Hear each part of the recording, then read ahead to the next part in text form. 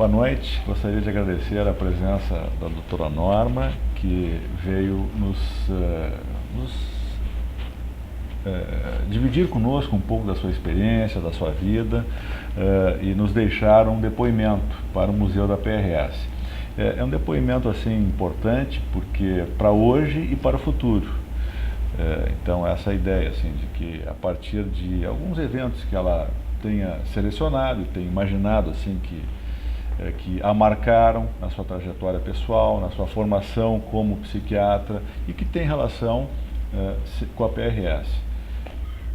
Bom, em primeiro lugar eu quero agradecer esta oportunidade que eu considero carinhosa da APRS, de ouvir um pouco da minha vida e do que eu posso participar, não é, em relação a uma parte da nossa história aqui em Porto Alegre. Eu vi que antes de mim estava fazendo o depoimento o Valmor Pitinini, e a nossa turma, que foi a turma ATM 65, foi uma turma que tem vários psiquiatras. O Valmor, o Salvador Célia, que já faleceu, a Nara Caron, a Carmen D'Ameto, que está no Rio, o Jaime Daisson e outros. Então, alguma coisa naquela época nos levava à psiquiatria. Depois eu fui fazer psiquiatria um pouco mais tarde do que os meus colegas, e aí tive o prazer e a honra de completar o meu curso de psiquiatria com o Rogério Aguiar, o Aristides Cordioli, o Cláudio Azeric, que neste ano de 2011,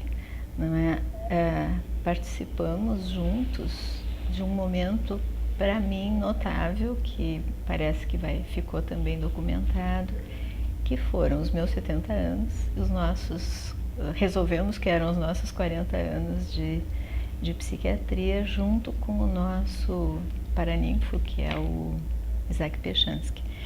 Então foi um momento festivo aqui na associação e um momento também de lembranças e de falar sobre esse percurso. Bem, eu acho que me cabe falar um pouco sobre a psiquiatria infantil. Sim. Que certamente na psiquiatria infantil eu devo ter acompanhado o pessoal que começou toda a nossa formação. Eu me lembro muito da clínica do Dr. Nilo Fischner, que também faleceu, que durante algum tempo reuniu cursos vindos de argentinos, fundaram depois a ABNEP. O Salvador Célia é primo do Nilo. Então, eram épocas de início, o Luiz Carlos Prado, José Otteral, enfim. Em 76, eu fui para a França e voltei em 80. Então, este período que certamente marcou a minha vida tem, eu acho, repercussões, assim. Essa era uma época que certamente tu não te lembras, mas era uma época de ditadura, era uma época difícil aqui no Brasil. E a chegada naquele momento na França, a França aberta a serviços de primeira linha como nós não, vários, e todos eles com a possibilidade da gente circular, assistir reuniões clínicas, participar. Eu participava curiosamente, avidamente, eu ouvia. Então eu conheci o Lacan, olhei o Lacan, acompanhei os seminários, os famosos, acompanhei os seminários mensais da Piero Lanier no Hospital Santana, além do grupo do Binet, que era o Lebovici, o Jatquini, sobretudo o Jatquini veio aqui mais tarde, o Lebovici é bem conhecido. Era uma época na França muito especial, realmente, com muitos autores que a gente acabou lendo aqui no Brasil. Então, na volta, eu trouxe comigo este prazer de circular, de poder participar, pelo menos internamente, de manifestações, de gente, de reuniões, enfim. Então, naquele início, o pessoal, logo que eu cheguei, na volta, nos anos 80, o pessoal dizia que eu era ecumênica, porque todas as instituições, todas as jornadas, enfim, eu participava. Depois, e esta... Mas esse exemplo, assim, ecumênico é uma característica, uma marca da doutora Norma e que fica assim como um modelo e um exemplo a ser seguido por todos nós, e que ela agora está nos contando, assim, vamos dizer, da gênese dessa atitude, mas que claro que também tem muito da sua... enfim, da sua característica pessoal, enfim, da sua disponibilidade pessoal. Sua generosidade pessoal. É sempre uma troca. Eu digo, o carinho com que as pessoas me recebem é que faz com que circule este interesse, né? Realmente. Então, o que foi acontecendo? E nestes anos todos, de 80, 90, eu estava olhando, pensando nesse depoimento, eu dei uma olhada nas datas. Eu vi, por exemplo, que o grupo, o Departamento de Psiquiatria da Infância e da Adolescência, se fundou em 1999. Então, eu acredito que nos últimos 11, 12, nos últimos 15 anos, provavelmente, é que a gente viu no nosso meio todo este desdobramento de várias sociedades, várias delas. O que acontece hoje em dia, eu acho que não acontecia assim outrora, é que as pessoas participam de mais de uma sociedade. Sim.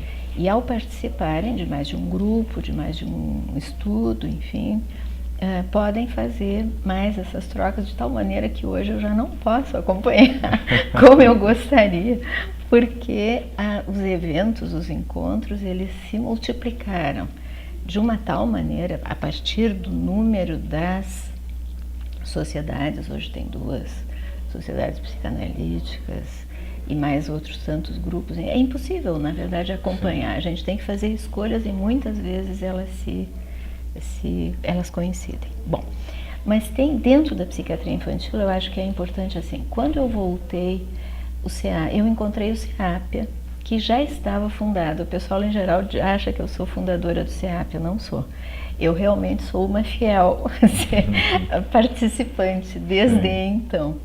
Mas o CEAPIA foi fundado em 78, quando eu estava na França, pelo Luiz Carlos Prado, pelo José Alteral e pelo Fernando Kunzler, que representa já a volta do primeiro grupo, eu acho. Muita gente veio voltando depois, sim, mas o primeiro grupo que veio da Argentina, sim, e que depois veio a formar o embrião do CEP, depois da Sociedade Brasileira de Psicanálise, enfim, tem todos esses desdobramentos. Mas no CEAPIA, que eu permaneço até hoje, foi a primeira instituição com as características, dedicada especificamente à infância e adolescência.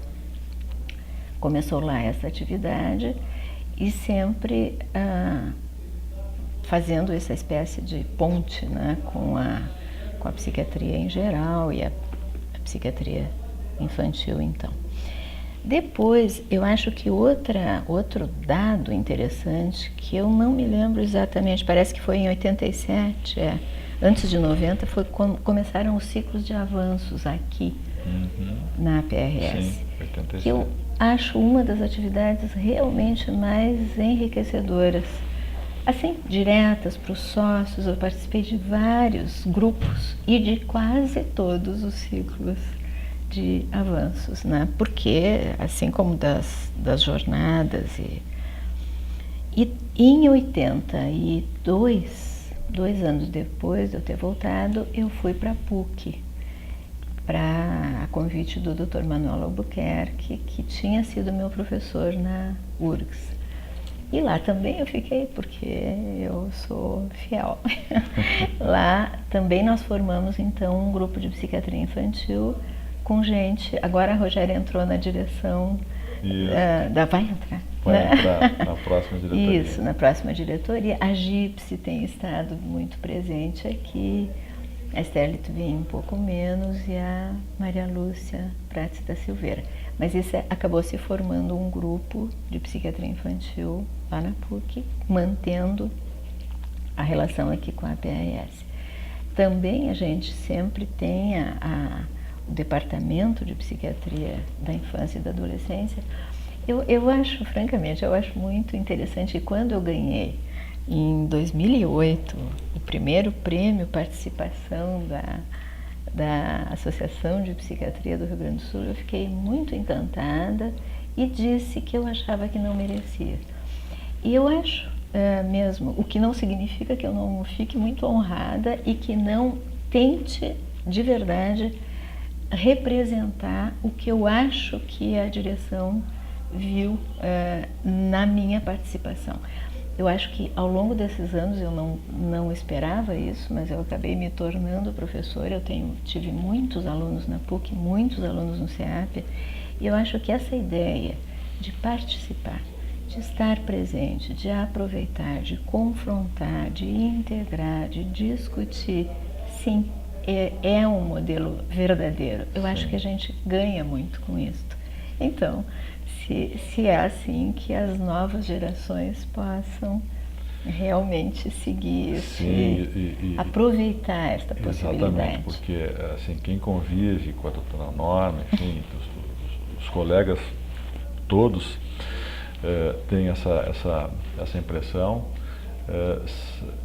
percebem e sentem exatamente isso que a doutora Norma está descrevendo, assim, essa disponibilidade e essa abertura com a diversidade, aprendendo, ensinando e aprendendo como se fosse, né, algo que pertence ao mesmo processo.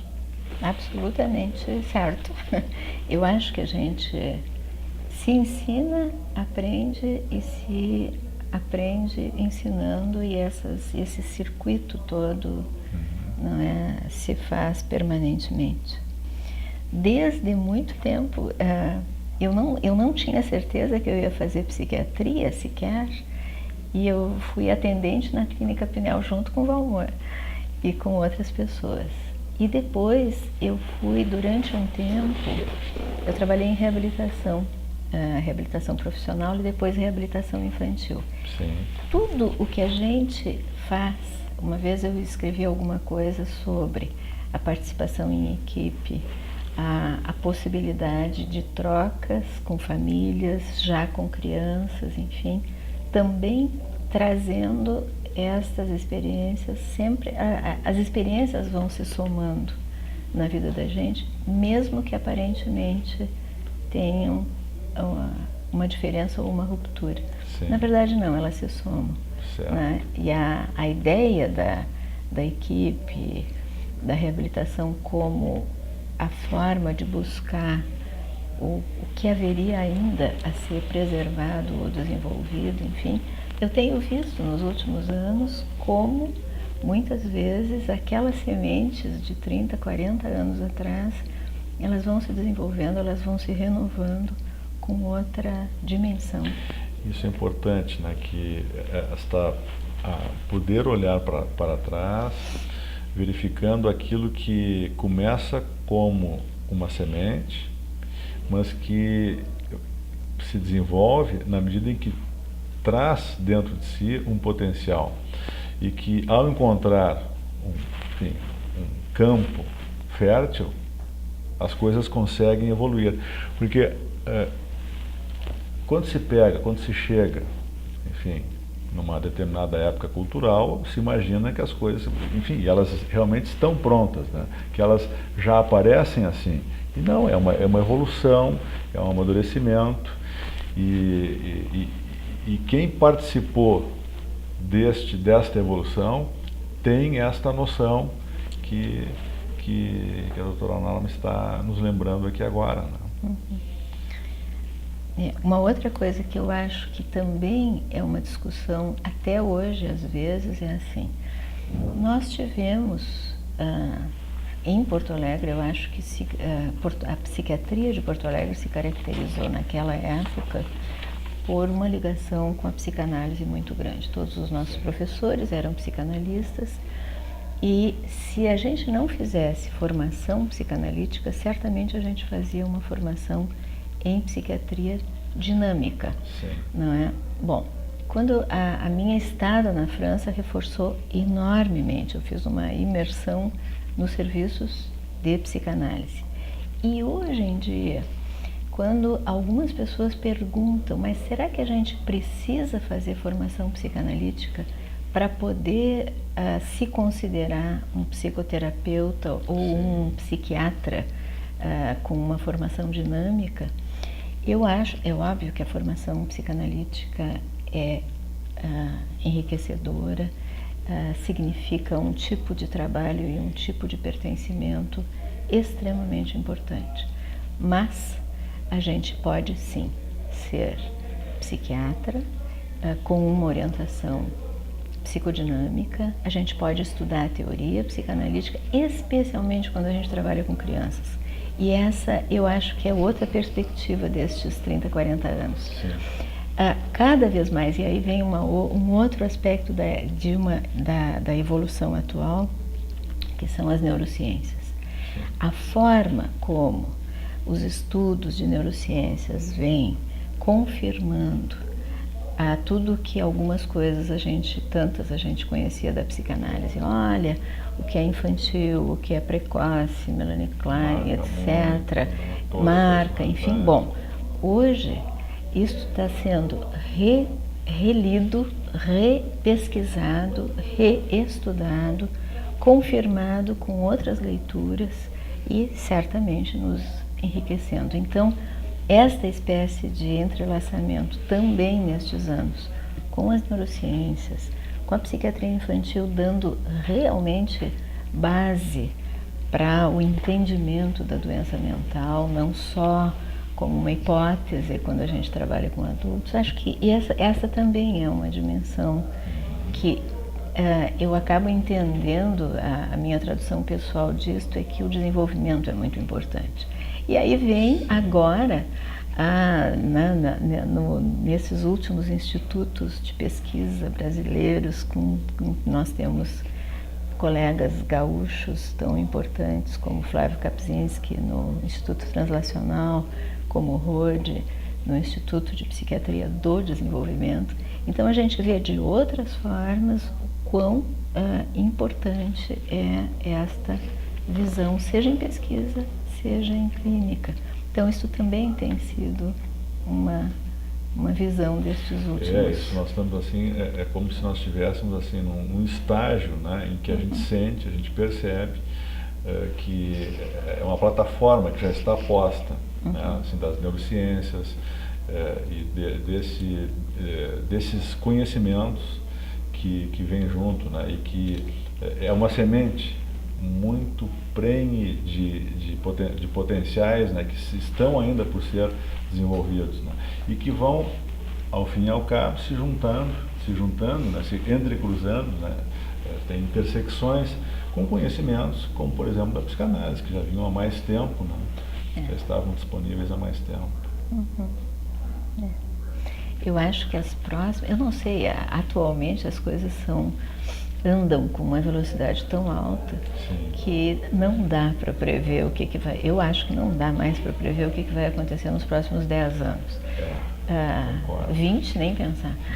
Mas de qualquer maneira, é uma coisa que eu gosto muito de dizer para o pessoal jovem, para os alunos em especial, que há uma série de questões de autismo, desenvolvimento, genética e ambiente, os entrelaçamentos, epigenética, enfim, pesquisas, toda a formação acadêmica que hoje se faz e que se multiplica. Bom, tudo isto é para a geração provavelmente que está aí. Eu acho que não é nem para as gerações. Eu acho que esta geração que está se formando agora tem uma perspectiva muito intensa, muito desafiadora, porque é preciso também que eles naveguem em termos de interesses, em termos de foco, em termos de experiência. É preciso reunir tudo isso. E é preciso que a PRS esteja atenta e com as suas antenas ligadas para que possa, de alguma forma, contribuir, como sempre fez, nesse processo, né, de talvez oferecendo um espaço, vamos dizer assim, receptivo e estimulante, né, para que tudo isso possa acontecer aqui no nosso meio, no nosso estado, que através de pessoas como a doutora Norma, enfim, ela lembrava, por exemplo, do seu tempo passado na França e da repercussão que isso trouxe a partir da repercussão nela pessoal, mas que trouxe também na sua trajetória, enfim, como professora, como educadora, como clínica. Isso é uma característica da PRS, poder aproveitar esses profissionais, essas pessoas, esses indivíduos que têm essa disponibilidade. Eu acho que a PRS, sem dúvida, é um espaço privilegiado e privilegia aos que aproveitam, né? Isso. Porque se podem fazer encontros, reuniões, estudos, as jornadas são interessantíssimas, os convidados, as trocas, enfim. Realmente é a história da participação, né, que enriquece a formação de todos. Mais alguma coisa sobre a infância, sobre a parte da infância, doutora Norma? Eu aqui estou olhando rapidamente a Olga Falseto, José Ovidio Valdemar, família. Eu acho que em infância, provavelmente, de novo, eu só vou repetir mais uma vez assim, eu acho que a infância desafia a integração, a técnica, a pesquisa, o olhar múltiplo sobre todos os aspectos que intervêm na formação de uma criança, seja uma criança numa situação precoce, seja numa situação escolar com todos os problemas que nós passamos, seja na adolescência. Outro dia também o pessoal perguntou assim, afinal, o que a gente poderia fazer mais trabalhando com crianças em termos da nossa sociedade? Bom, o salto aí é tão grande, é tão importante. Eu acho que com todo o interesse, com todo o prazer que eu tenho em trabalhar, estudar e participar, eu acho que eu faço pouco, muito pouco. E tudo o que for feito, o único jeito da gente ficar tranquilo é dizer, bom, o pouco que cada um faz vai se somando, mas tem muita coisa para fazer. E a responsabilidade nossa, profissional, como psiquiatras, médicos, psiquiatras, participando de equipes, intervindo na medida do que nós pensamos, nas políticas de saúde, enfim, bom, o nosso país precisa muito, na verdade, da gente. Precisa muito. O Dr. Fernando Lederman é um que sempre sublinha muito esta responsabilidade do psiquiatra ir ao encontro das demandas que estão na sociedade e que talvez muitas vezes ainda não estão suficientemente claras, mas elas estão ali. E acho que é uma responsabilidade, sim, da gente, ao pensar no indivíduo, poder fazer o translacional na verdade, para a sociedade, diretamente. Ok. Bom, eu gostaria então de mais uma vez agradecer esse depoimento, essa parte da história e deixar assim